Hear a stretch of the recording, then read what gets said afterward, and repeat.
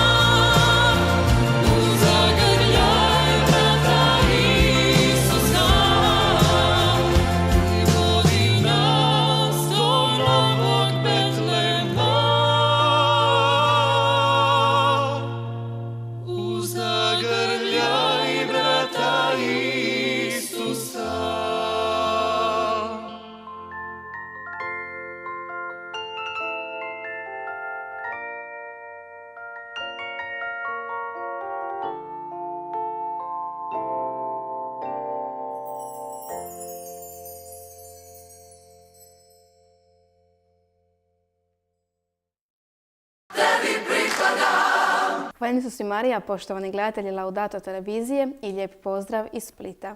Gledate emisiju Tebi pripadam. Na ovu svetu Badnju večer večerašnji gost je monsignor Miroslav Vidović, generalni vikar Splitsko-makarske nadbiskupije. Dobrodošli. Hvala lijepa. Badnja je noć, jedna od najsvetijih noći u našoj godini. Kako vi gledate na ovu večer? Na ovu večer vjerojatno gledam kao i velika većina naših vjernika i naših sugrađana. Velika većina naših sugrađana će reći da je ovo večer kada se obitelj zajedno okuplja, kada se pripravlja za slavlje Božića. I volio bih da doista u našem društvu, u našoj domovini zadržavamo taj duh badnjaka koji je obiteljska večer.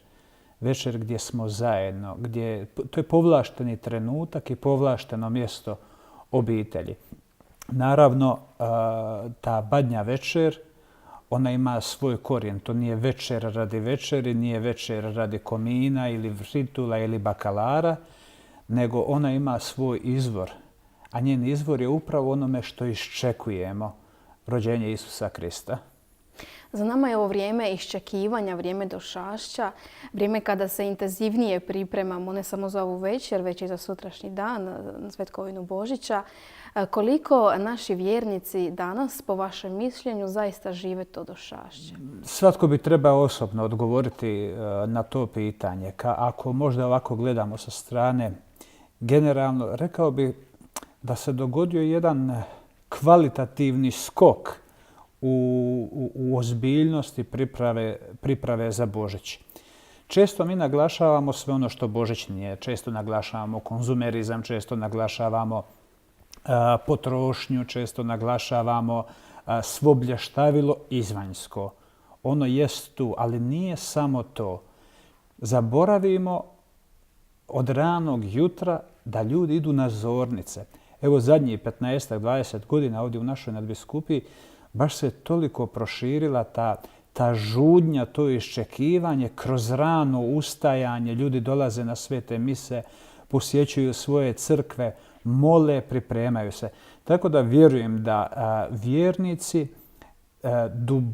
duboko shvaćaju ovo što se događa, shvaćaju i prihvaćaju dolazak Boga, malog Boga Božića. Međutim, često se to zbog svega ovoga blještavila ne vidi, ali je tu prisutna. Sad kad ste spomenuli to blještavilo, nekako mi se čini da su podijeljena mišljenja i među nama vjernicima oko ovih božićnih sajmova, kućica, evo kod nas na rivi, na svakom trgu je sve nešto okićeno. Jeste li vi za takvu vrstu pripreme ili proslave? Trebamo li mi kao kršćani takve manifestacije podržavati? Trebamo li se na njih odazivati? Proslave, događanja vanjske, to je dio naše svakodnevnice. To je dio naše kulture. Ne bih rekao ni da treba podržavati, niti braniti. Svatko za sebe procijeni koliko želi sudjelovati. Sad ne znam ni ako su te kućice, ako je kuhano vino, ako su kobasice. Ne mogu reći podržavam ili ne podržavam. Naravno ne podržavam da se netko nasadi na kućicu i cijelu noć pije kuhano vino i poslije ne zna doći doma. To naravno ne mogu podržavati. Ali ako je i to jedna prigoda da ljudi malo prošetaju, da se susretne, da se raspolože, dapače, zašto ne? Spomenuli ste i Badnju večer kao vrijeme za obitelj. Mnogo je naših sugrađana i vjernika koji nemaju svoje obitelji ili koji su napušteni, koji su sami ili bolesni. Koja je za njih poruka ovog Badnjaka i Božića? Za njih je poruka ovog Badnjaka da je Krist došao za njih. Krist je najprije privukao sebi upravo, usudio bi se reći, marginalce. Ljude koji nisu ništa značili u tom društvu. Njega iščekuje starac Šimun, proročica Ana, oni ništa ne znače. Njemu se prvi vesele pastiri, ljudi koji ništa ne znače. I onda ako to danas prebacimo u naše vrijeme, onda možemo reći da su ti starci, bolesni, upravo poput Ane i Šimuna, poput pastira koji su usamljeni, a njima baš Krist dolazi. S druge strane, osamljeni, stari, bolesni, oni koji su možda i tužni, koji su ostavljeni, koji se nemaju razloga radovati su i naše poslanje. Oni su naša briga. Bilo bi nepravedno i nedostojno Božića da Božić ostane samo za mene. Zato bih volio da upravo Badnja večer, Božić, svo ovo blagdansko okruženje otvori nam srce i vidimo da pored nas postoje i oni koji nemaju nikoga. I volio bih da se evo sjetimo upravo takvi, pa ili da ih pozovemo za blagdanski stol, da s nama blaguju. Ako ne to, onda da ih posjetimo. Tu još postoji jedna dimenzija što u ovo vrijeme kada Krist dolazi k nama, na neki način donijeti svijetu radost, mir, ali i pomirenje neba i zemlje, volio bih da i nestanu onih sukobi, da nestanu podjele u društvu, da otkrijemo moć opraštanja. Mnogo među nama, pa i među najbližima, postoji još uvijek nepraštanja, nemilosrđa, postoji zatvorenosti. I evo, volio bih da se upravo ovoga Božića posvetimo tome da znamo oprostiti, da znamo pružiti ruku, da znamo i pitati oproštenje, da znamo iskazati milosrđe. Jer ako se to ne bude događalo, uzalud nam je i kućice, i blještavilo, i kuhano vino, i fritule, i bakalar, svo čašćenje, blagdanska trpeza, uzalud ako se ne dogodi upravo to, taj susret koji se kroz susreta neba i zemlje mora dogoditi u susretu čovjeka s čovjekom. A to se najviše, trebalo bi se bar najviše očitovati u obitelji. Naravno, obitelji, ali svaka obitelj jest povlašteno mjesto, ali nijedna obitelj nije zatvoreni sustav. Svaka obitelj ima potrebu i drugih, ima potrebu i druge obitelji. I obitelj ima potrebu izići iz sebe, otvoriti svoja vrata da upije dobro od drugoga. I zato kažem, najprije čovjek mora doživjeti pomirenje, mir i radost sa samim sobom, pa onda u svojoj obitelji, onoj užoj, pa onda onoj široj i onda taj krug radosti, mira, veselja se poput onih koncentričnih krugova počne širiti i zahvaća sve dok jednog trenutka ne zahvati čitav svijet ili čitav kozmos. Tebi pripadam.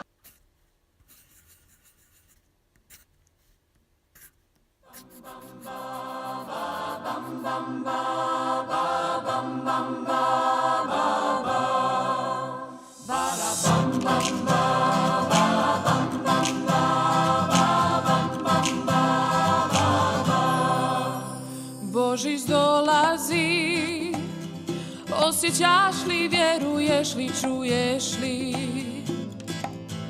Iz daljine dopire bezbroj glasova i trube anđela.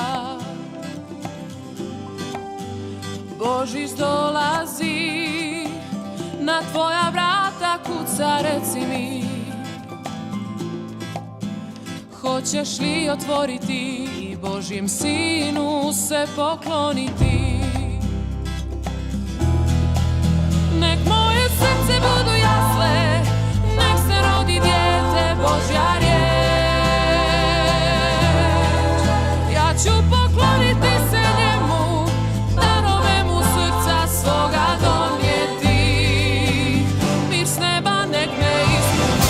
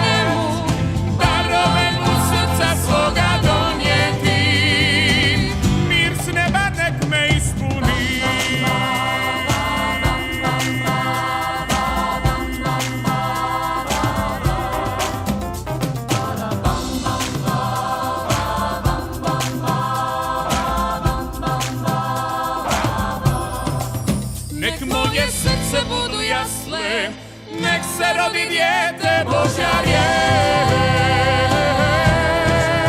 Ja ću pokloniti se njemu, darove mu srca svoga donijeti. Nek moje srce budu jasle, nek se rodi dijete Božja riječ.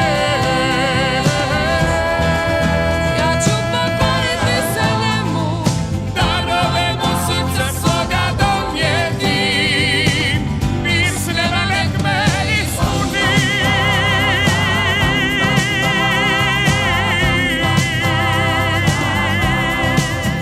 Božji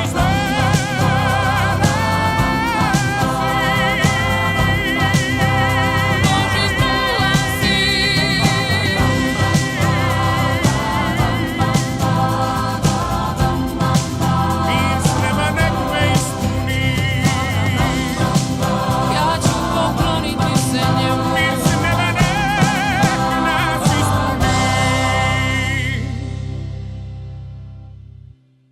Tebi pripadam. Evo, to je tema i naše intenzivnije pripreme za susret hrvatskih katoličkih obitelji koji će se dogoditi u Solinu i Splitu u rujnu ove godine. Pa evo, da možda naši gledatelji se malo pobliže upoznaju što će se to dogoditi u Solinu. Evo, drago nam je da je naša nadbiskupija domaćin trećeg nacionalnog susreta hrvatskih katoličkih obitelji. Pratio sam ovo vrijeme kada upravo novinari susreću sugrađane na ulici pa ih pitaju što vam znači Božić, što vam znače blagdani. Velika većina, ogromna većina, gotovo svi odgovaraju obitelj. I čini mi se da s jedne strane svi osjećamo koliko nam je obitelj važna, koliko su nam obiteljske vrijednosti bitne. A s druge strane kao da postoji jedan rascjep između onoga što mi kao vjernici, ali ne samo kao vjernici, nego i kao građani, kao ljudi osjećamo i onoga što nam se provlači bilo kroz medije, bilo kroz zakonodavstvo. I evo, volio bih da se dogodi jedno suglasje da oni koji donose zakone, koji odlučuju, da shvate da je zapravo našim ljudima obitelj na prvom mjestu. Stvarno im je na prvom mjestu. I onda kako bi se to onda trebalo očitovati? Kroz zakone koji će pomoći obiteljima, majkama, očevima da budu zajedno, barem nedjeljom, a mi danas imamo, evo, i na Badnjak do 5-6 sati rade trgovine. Dakle, da zakonodavstvo zapravo postane u službi obitelji i zakonodavstvo, vlast, svi su oni u službi građana, a građani gotovo plebiscitarno govore da im je na prvom mjestu obitelj. I zapravo taj rascjep bi se onda trebao smanjiti. Mora se dogoditi jedan most, mora se dogoditi jedno pomirenje gdje će se čitavo društvo staviti u službu obitelji. Jer ako nemamo sigurnost, prosperitet, boljitak obitelji je boljitak i društva. Tu ne postoji razlika, ne postoji odvojenost. Ako je obitelj zdrava, ako je obitelj sigurna, ako je obitelj osigurana u jednom egzistencijalnom smislu, onda je i društvo osigurano, sigurno, zadovoljno, sretno. Ukoliko nije, onda je i društvo. Dakle, ne bismo smjeli tražiti u nekakvim izvanjskim čimbenicima, što ja znam, u rastu gospodarstva, u kojekakvim drugim stvarima. Ako poboljšamo to, da ćemo poboljšati obitelj. Ne, najprije trebamo krenuti zaštititi maksimalno obitelj da bismo zaštitili društvo. I u tom smjeru ide naša priprava za veliki taj nacionalni susret hrvatskih katoličkih obitelji u rujnu 2018. godine, jer želimo okupiti obitelji na jednom mjestu, želimo zajedno slaviti, želimo poslati poruku još jedanput da nam je obitelj jako bitna. Obitelj je duša crkve, obitelj je duša društva, obitelj bi trebala biti duša čitave civilizacije. I evo, to će biti jedna naša mala poruka. I evo za kraj, može jedna čestitka za ovaj naš blagdan Božića i koje su vaše želje za naše društvo i za sve vjernike u novoj 2018. godini? Naravno, da želim i sebi i vama i našem društvu da doista budemo društvo milosrđa, da budemo društvo uvažavanja, da budemo društvo pomirenja, da ne budemo društvo podjela i sukoba do nepristojnih granica, nego da doista postanemo čovjeku čovjek. Volio bih da nas obasja i obuzme duh Božića. Božića koji je duh poniznosti, jer Bog s visine dolazi na zemlju. Pokazao nam je primjer od samog rođenja u Betlehemskoj štalici. Kasnije nastavio, prolazeći zemljom, činio je dobro, dao nam je primjer. Dao nam je primjer i na Kalvariji opraštanjem i onda nas je uveo u slavu. Evo, čitav Kristov životni put ovdje na zemlji je zapravo poziv na nasljedovanje, da ga nasljedujemo. I evo, volio bih da nas, dakle, ovaj duh Božića obuzme, maloga Boga Isusa Krista, da nas obuzme, da nasljedujemo njegovu poniznost, jer ta poniznost nikada ne ponižava, ta poniznost nas dovodi u slavu. I naravno onda s tim mislim, a mogu samo svima poželjeti sretan Božić i svakim blagoslovom nebeskim i zemaljskim ispunjenu novu godinu. Veliko hvala na ovom razgovoru i sretan Božić. Hvala vam. I vama, dragi gledatelji, čestit i blagoslovljen Božić. Lijep pozdrav iz Splita. Gledamo se ponovno za 7 dana. Tebi pripadam.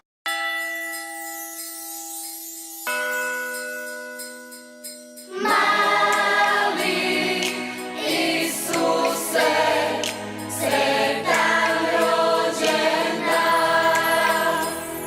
Pred vrata će pravednika Božja svjetlost noćas doći i donijeti na dar dijete pod okriljem svete noći. Odjeknut će noćas ustica, zvona svih zvonika rodilo se dijete Božje. Odjeknut će noćas ustica, zvona svih zvonika. Odjeknut će noćas ustica, zvona svih zvonika rodilo se dijete Božje. Odjeknut će noćas ustica, zvona svih zvonika u srcima pravednika. Mali Isuse, sretan rođendan. Nježno čeka i s ljubavlju u njegovo srce skriti, utočište da mu bude i od svih ga sila štiti. Odjeknut će noćas ustica, zvona svih zvonika rodilo se dijete Božje. Odjeknut će noćas ustica, zvona svih zvonika. Odjeknut će noćas ustica, zvona svih zvonika rodilo se dijete Božje. Odjeknut će noćas ustica, zvona svih zvonika u srcima pravednika. Mali Isuse, sretan rođendan. Zaći će u tamu duše i rasplesti niti sjena. Bolje kada meka bude, darom svjetla ispunjena. Odjeknut će noćas ustica, zvona svih zvonika rodilo se dijete Božje.